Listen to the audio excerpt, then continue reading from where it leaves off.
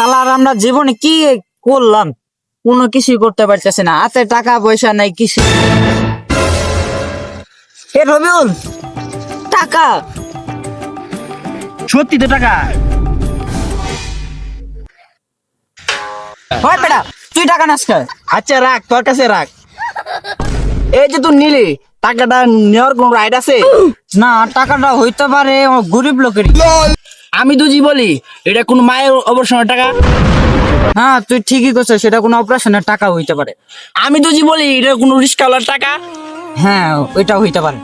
আমি তো জি বলি কোন এক লোকের চিকিৎসা টাকা, সে 100 টাকার জন্য চিকিৎসাটা করতে পারতেছে না। হ্যাঁ হ্যাঁ, এটাও হইতে পারে। আমরা স্কুলে গিয়ে কি শিক্ষা নিয়েছিলাম? কি শিক্ষা নিয়েছিলাম? কি শিক্ষা নিয়েছিলাম বল তুই? এই তো রাস্তাঘাটে কোনো টাকা থাকলে নেওয়া যাবে না, এগুলোই। স্কুলের কথা বাদ দে, মা বাবা কি শিখাইছে? মা বাবার উপরে কোনো শিক্ষা আছে? না না না না না, মা বাবা কি শিক্ষা দিয়েছে? এই রাস্তাঘাটে কোনো টাকা পয়সা থাকলে এগুলো হাতে না নেই, আর গরিব দুঃখীদের মানে সবাইকে সাহায্য করবো, এটাই শিখাইছে। এই টাকাটা এখানে রেখে দে।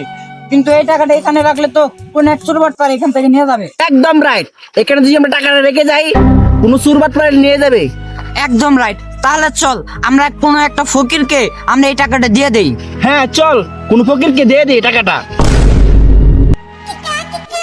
ভাই আমার 10 টাকা দিয়ে দেন ভাই, 10 টাকা দিয়ে দেন ভাই। ভাই তুমি কি আসলে গরিব? তোমার কি ভাত পেতে ভাত পাও না? হ্যাঁ ভাই হ্যাঁ।